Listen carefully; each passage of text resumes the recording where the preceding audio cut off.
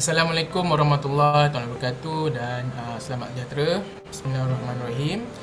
Kami daripada kumpulan 1 ingin membentangkan tugasan kumpulan untuk subjek ekonomi dalam pengurusan awam. Dan tugasan ini bertajuk faktor bagi mengembangkan perniagaan ke luar negara. Sebelum itu, saya akan memperkenalkan ahli dalam kumpulan 1, iaitu terdiri daripada saya sendiri, Muhammad Syahril bin Abu Daha, seterusnya Cik Muhammad Zulkifli dan Puan Nurhana, Faisal bin Sabri dan seterusnya Encik Azimuddin. Jadi tanpa melengahkan masa lagi, saya akan menyerahkan pembentangan untuk pengenalan syarikat kepada Puan Nurhana binti Jamaluddin. Terima kasih Encik Muhammad Syarif di atas pembentangan tajuk serta pengenalan ahli kumpulan kami. Jadi saya teruskan dengan pengenalan syarikat. Jadi BPM Ice Cream Bar ialah kedai gula sejuk buku yang menyediakan perkhidmatan aiskrim berkualiti tinggi kepada penggunanya. Jadi objektif syarikat kami ialah untuk menyediakan aiskrim berkualiti tinggi dan lazat kepada pelanggan serta mengekalkan aliran tunai yang konsisten. Jadi perancangan kami, syarikat kami untuk masa depan ialah untuk menjual lebih banyak lagi perisa dan juga mengembangkan perniagaan kami yang sedia ada. Sekarang ini masih lagi bertapak di Pavilion Ruang Utama dan Curve di Kuala Lumpur, dan kami berharap kami dapat memasuki pasaran antarabangsa dengan meluaskan pasaran kami ke negara-negara Eropah dan juga negara-negara Asia. Seterusnya, berikut ialah target pelanggan kami.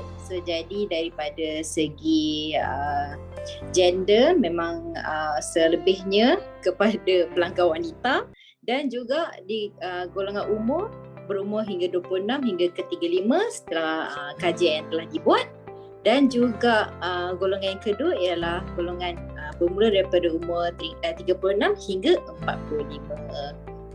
Jadi seterusnya saya serahkan semula sesi ini kepada Encik Muhammad Faizal untuk sesi yang seterusnya. Jadi terima kasih kepada saudari Nurhana berkenaan dengan pembentangan tadi yang cukup padat. Seterusnya saya Muhammad Faisal bin Muhammad Sabri, nombor menteri 290-158 dari kumpulan 1 akan membentangkan mengenai faktor-faktor bagi mengembangkan perniagaan syarikat kami, iaitu syarikat BPM Ice Cream ke luar negara. Jadi antara faktor yang pertama adalah berkenaan visi dan misi syarikat. Visi dan misi syarikat kami dalam mengembangkan perniagaan kami untuk meningkatkan pendapatan dan pendapatan syarikat. Kami juga meningkatkan profil syarikat kami ke luar negara dan juga membuka peluang pekerjaan yang baru kepada masyarakat luar. Seterusnya, ini dapat meningkatkan pertumbuhan ekonomi negara kami. Seterusnya, berkenaan dengan komitmen kaki tangan syarikat.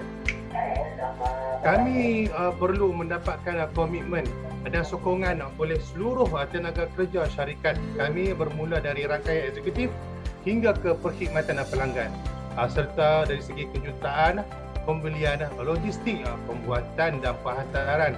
Ia juga perlu berfungsi sebagai bahagian yang penting untuk memulakan perniagaan kami ke luar negara. Yang ketiga adalah berkenaan dengan strategi syarikat. Kami perlu menentukan strategi syarikat kami untuk memasuki pasaran global. Ia merupakan sangat penting untuk mempunyai rancangan perniagaan antarabangsa adalah mengenal pasti kedudukan semasa syarikat kami serta objektif dan komitmen dalamannya. Dan ia juga perlu jika kami ingin mengukur hasil usaha kami. Untuk yang keempat adalah berkaitan dengan modal. Syarikat kami juga perlu menentukan berapa banyak modal yang ada untuk syarikat kami untuk kami gunakan dalam usaha syarikat kami untuk berkembang di peringkat antarabangsa. Kerana ini adalah faktor yang penting untuk perancangan syarikat kami, kerana ia akan dikira sebagai 10% daripada keuntungan dari perniagaan domestik syarikat kami, atau berdasarkan apa yang kami mampu bayar. Tempoh utama sekurang-kurangnya 2 tahun harus dirancang ketika memasuki pasaran global. Seterusnya berkenaan dengan laman web syarikat. Kami perlu membina laman web syarikat kami dengan menerapkan strategi syarikat untuk berkembang di peringkat antarabangsa secara digital. Sedia diketahui bahawa pemasaran digital bukan perkara yang baru. Cuma ia berlaku dengan pantas kerana kita terpaksa. Yang terpaksa menghadap adalah kedua-dua pihak, pembeli dan penjual. Agensi pemasaran pun sama terlibat. Dan jika selama ini membina platform digital hanya sekadar ada dan mencapai KPI, sekarang tidak lagi. Platform pemasaran digital sekarang menjadi salah satu medan yang penting kerana bukan sahaja memudahkan para pembeli, malah menjadi platform utama dalam mengembangkan perniagaan secara global. Jadi faktor yang terakhir adalah berkaitan dengan penyelidikan pasaran. Kami perlu menjalankan penyelidikan pasaran untuk menentukan pasaran sasaran utama syarikat kami.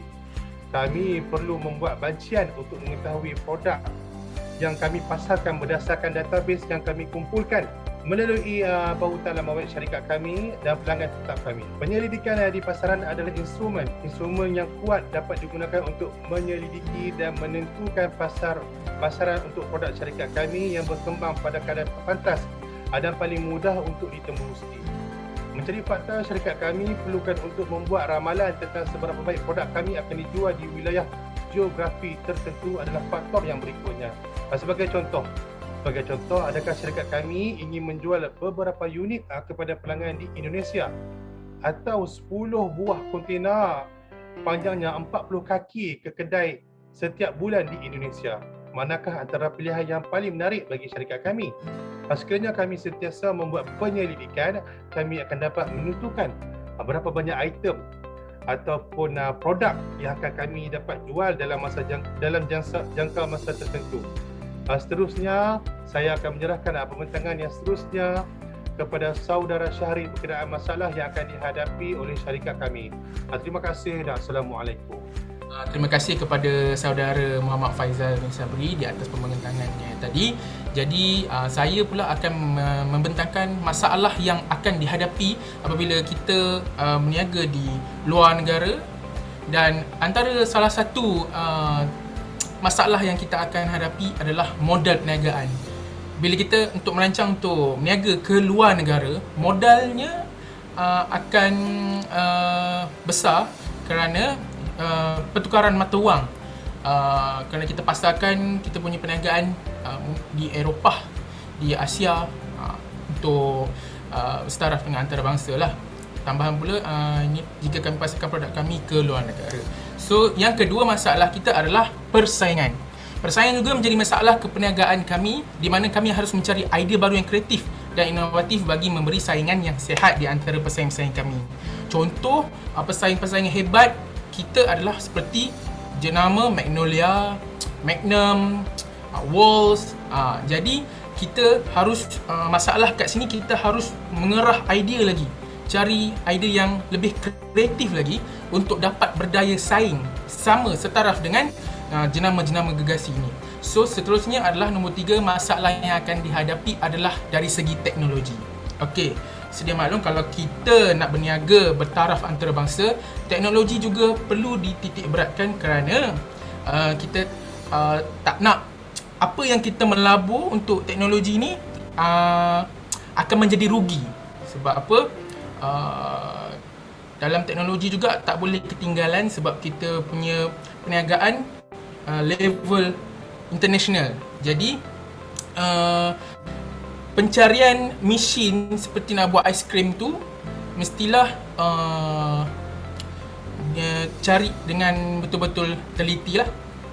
Dan seterusnya nombor 4 adalah masalah yang akan dihadapi adalah dari segi rangkaian. Rangkaian seperti mengenali orang-orang penting seperti yang berpengaruh dan dapat memberikan kami peluang dan ilmu juga menjadi satu cabaran untuk syarikat kami. Sebab apa? Dalam kita nak mengembangkan syarikat kita ke luar negara, kita mesti mengenali orang-orang yang pernah berniaga yang sampai ke tahap itu. Di mana cabarannya adalah ada orang-orang yang berpengaruh tidak menerima kami atas alasan tidak mahu kami berdiri sama macam mereka. Itu adalah antara cabaran ataupun masalah yang kami hadapi untuk kita memajukan perniagaan ini lagi. Okey, seterusnya adalah nombor 5 adalah pemasaran. Kami terpaksa mengeluarkan modal yang tinggi untuk orang tempatan dan luar negara mengenali produk jenama kami. Semua tahu kalau kita nak buat iklan ke, nak letakkan dalam surat khabar ke, apa ke yang berkenaan iklan ni, memang kita akan mengeluarkan modal yang tinggi. Tambah-tambah lagi kalau kita nak mengenalkan produk kita di luar negara. Jadi itu adalah serba sedikit tentang masalah yang akan dihadapi kalau kita nak memasarkan produk aiskrim kita ini di luar negara dan bertaraf sama macam jenama-jenama yang besar seperti yang saya cakap tadi. Jadi itu sahaja, saya akan serahkan pembentangan ini kepada Encik Azinuddin. Sekian, terima kasih. Terima kasih Encik Syaril di atas pembentangan sebentar tadi. Assalamualaikum warahmatullahi wabarakatuh dan selamat sejahtera. Saya Muhammad Azinuddin bin Jufri, nombor metrik 290187 akan meneruskan pembentangan ini. Kelebihan dan kekurangan sekiranya perniagaan kita dikembangkan ke luar negara. Yang pertama, kelebihan ialah penerimaan pelanggan baru. Untuk menjadikan perniagaan berjaya, anda perlu memahami prestasi perniagaan anda di negara anda. Tetapi siapa tahu berapa ramai lagi pengguna dan pelanggan yang boleh anda jangkau di negara baru. Dengan jumlah penyelidikan dan pelaburan yang betul, anda akan mencapai kumpulan prospek baru yang berpotensi dan bersemangat untuk membeli produk atau perkhidmatan anda. Adalah penting untuk mengambil masa untuk melihat demografi dan citarasa setiap negara untuk memastikan anda menjual produk dan perkhidmatan anda ke pasaran yang betul. Yang kedua, kita mampu menguraikan risiko perniagaan. Sebagai pemilik perniagaan di pelbagai lokasi di antarabangsa, mungkin mengurangkan tekanan sekiranya satu lokasi mengalami kemelesetan atau krisis seperti wabak COVID-19 yang telah negara kita lalui. Lebih banyak negara di mana akan terlibat, lebih tinggi keberhentian pasang surut ataupun naik turunlah perniagaan dan menjadi lancar, lebih mudah untuk diurus. Kadang-kala menubuhkan perniagaan di banyak lokasi membawa skala ekonomi kepada proses permulaan yang baru. Yang ketiga, mengambil kaki tangan baru atau kita akan mendapat kaki tangan yang staf yang baru. Kejayaan syarikat mungkin bergantung pada orang yang bekerja. Staf-staf kita dengan sama seperti tindakan dan keputusan secara peribadi. Dengan memperluaskan perniagaan ke lokasi antarabangsa, boleh memberi akses kepada pekerja baru yang berbakat dan tidak ternilai serta rangkai fungsi perniagaan yang baru, membawa kita ke peringkat yang seterusnya dan lebih baik. Isu seperti jumlah pekerjaan dan set kemahiran apabila menubuhkan perniagaan di luar negara dapat dipertimbangkan. Kadar pengangguran yang tinggi mungkin akan mendapat akses yang lebih baik kepada pekerja-pekerja mahir di luar negara. Yang keempat, kelebihan yang keempat ialah meningkatkan penjenamaan syarikat. Dengan memperluaskan perniagaan anda ke luar negara, syarikat akan mempunyai kesan meningkatkan populariti jenama, nama, logo dan syarikat. Syarikat juga boleh menikmati peningkatan reputasi daripada pertumbuhan antarabangsa dan pelanggan baru.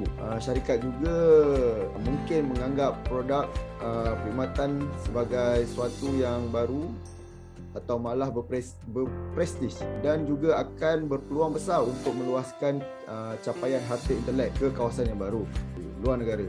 Syarikat perlu sedar tentang perbezaan budaya dan tingkah laku, sikap dan mengubah produk atau perkhidmatan untuk memperbaiki lagi prestasi syarikat. Seterusnya, kekurangan apabila memperkembangkan perniagaan ke luar negara pula. Yang pertama, kawalan dan peraturan di luar negara. Pengembangan perniagaan ke antarabangsa pastinya akan menyukarkan operasi kerja mengelirukan kerana setiap negara mempunyai undang-undang cukai dan pekerjaan sendiri serta pendaftaran perniagaan dan pertimbangan tanda dagangan dan kertas kerja yang mesti difailkan dalam bahasa asing. Yang kedua, pengendalian logistik. Perkara yang tidak dapat dielakkan daripada sebarang pengembangan perniagaan ialah logistik akan menjadi lebih rumit dengan mengendalikan komunikasi dengan cekap, mengatur penghantaran barangan fizikal di luar negara. Sudah tentu penghantaran dari satu negara ke negara lain boleh mengambil masa yang lama, dan keberhentian yang akan berlaku ialah kelewatan, kehilangan penghantaran dan lain-lain. Kekurangan yang ketiga pula ialah lebih 3/4 daripada negara di dunia tidak bertutur dalam bahasa Inggeris sebagai bahasa utama, walaupun meluaskan perniagaan ke salah satu dalam banyak negara di luar dengan menggunakan bahasa Inggeris sebagai bahasa kedua. Kita perlu memahami bahasa tempatan jika kita berhasrat untuk berkomunikasi dengan betul dengan pelanggan baharu. Sering berlaku hal mengenai slogan dan nama produk yang diterjemahkan dengan cara yang salah. Kita menggambarkan slogan mengikut fahaman kita, tetapi pelanggan di luar negara memahami perkara yang sebaliknya. Kekurangan yang keempat ialah kita perlu mengikuti politik luar negara dengan mengandaikan bahawa negara sasaran atau negara yang kita akan perkembangkan perniagaan mempunyai persekitaran politik yang sama seperti negara kita boleh menjadi sebab kita gagal. Kita perlu sentiasa mengikuti perkembangan kerana peristiwa politik boleh menjejaskan perniagaan secara mendadak. Apa yang kita perlu lakukan jika kerajaan asing mengembargo atau mengharamkan sesuatu perancangan syarikat seperti risiko kredit, mendapatkan insurans adalah salah satu cara yang kita boleh ambil dengan mewujudkan plan-plan untuk mengatasi masalah-masalah atau risiko. Sekian pembentangan saya tentang kelebihan dan kekurangan mengembangkan perniagaan ke luar negara. Saya serahkan pembentangan seterusnya kepada Encik Zulkifli. Terima kasih. Assalamualaikum warahmatullahi wabarakatuh. Saya Muhammad Zulkifli bin Samsudin. Nombor metrik 290484 akan meneruskan pembentangan mengenai penyelesaian masalah. Terlebih dahulu saya mengucapkan terima kasih kepada sahabat saya, saudara Muhammad Azinuddin di atas pembentangannya tadi. Saya akan menerangkan tentang topik penyelesaian masalah di mana apabila pengembangan produk kami ke peringkat antarabangsa. Yang pertama, syarikat kami akan lebih menjadi stabil dengan pengembangan pasaran ke peringkat antarabangsa di mana pendapatan syarikat kami akan lebih kukuh dan dapat mengelakkan daripada syarikat berisiko tinggi untuk muflis. Seterusnya, yang kedua, perniagaan lebih maju berkembang. Tambahan pula dengan mengembangkan pasaran perniagaan ke peringkat antarabangsa, ia dapat membantu menstabilkan ekonomi negara. Syarikat domestik dapat meluaskan pasaran ke luar negara dengan memasarkan produk-produk syarikat ke seluruh dunia. Contohnya dengan duty import dan ekspor yang telah dikutip oleh syarikat, ia dapat menambah hasil pendapatan negara dan boleh digunakan untuk membiayai pembangunan negara, seterusnya menstabilkan ekonomi negara. Selain itu, memasarkan perniagaan ke peringkat antarabangsa juga dapat memastikan bekalan untuk syarikat berterusan. Jikalau terjadinya bekalan yang terputus, syarikat domestik dapat mencari syarikat negara luar lain yang dapat mengimport barangan tersebut. Perkara ini dapat menjamin kelangsungan syarikat yang berterusan dan seterusnya dapat membantu untuk menstabilkan ekonomi negara. Yang seterusnya, peluang pekerjaan dapat menyelesaikan isu kadar pengangguran yang tinggi. Seperti mana yang kita semua ketahui, sejak dunia dilanda wabak COVID-19, ramai telah hilang kerja dan kadar pengangguran meningkat terlalu tinggi. Kajian telah menunjukkan seramai 140,608 orang telah hilang kerja di negara Malaysia akibat wabak COVID-19 ini. Dengan cara mengembangkan produk perniagaan ke peringkat antarabangsa, carta organisasi syarikat kami akan menjadi lebih besar dan akan bertambah kaki tangan bagi melancarkan aliran kerja syarikat. Secara langsung akan mewujudkan peluang pekerjaan yang baru untuk penganggur-penganggur yang telah hilang kerja sejak penularan wabak COVID-19. Hal ini akan memberi kesan yang sangat baik bagi mengurangkan statistik kadar pengangguran yang ada pada masa kini. Seperti yang telah disebut oleh sahabat saya, saudara Muhammad Azinuddin di dalam pembentangannya tadi mengenai topik kelebihan perniagaan ke luar negara, iaitu mengambil kaki tangan baru. Hal ini berkait rapat dengan isu penyelesaian masalah dalam membantu mengurangkan statistik kadar pengangguran kerja di dalam negara kita. Sekian sahaja pembentangan saya. Seterusnya saya menyerahkan kepada saudari Nurhana bagi meneruskan pembentangannya yang seterusnya. Sekian, terima kasih. Jadi berikut ialah kesimpulan daripada pembentangan kami pada kali ini. Jadi pihak syarikat kami telah merancang strategi pemasaran yang berkesan bagi bersaing dengan produk yang sama di pasaran. Jadi kami juga akan memastikan bahawa produk utama yang dihasilkan iaitu aiskrim adalah 100% buatan sendiri dengan menggunakan buah-buahan tempatan di dalam Malaysia. Jadi cita rasa pelanggan dan kami juga mengambil faktor-faktor yang telah dibentangkan oleh ahli kumpulan sebelum ini bagi mengembangkan lagi perniagaan ke luar negara. Jadi itu sajalah pembentangan tugasan kumpulan kami. Pada kali ini saya serahkan tugas sesi seterusnya untuk penutup video pada kali ini. Silakan Encik Syaril. Okey, terima kasih kepada Puan Rahana binti Jamaluddin di atas pembentangan kesimpulan untuk pembentangan kesimpulan tadi. Jadi dengan ini berakhirlah pembentangan tugasan berkumpulan GMGF 1013 Ekonomi dalam Pengurusan Awam untuk faktor bagi mengembangkan perniagaan ke luar negara. Jadi sekian saja dari kami. Sekian, terima kasih dan Assalamualaikum warahmatullahi wabarakatuh.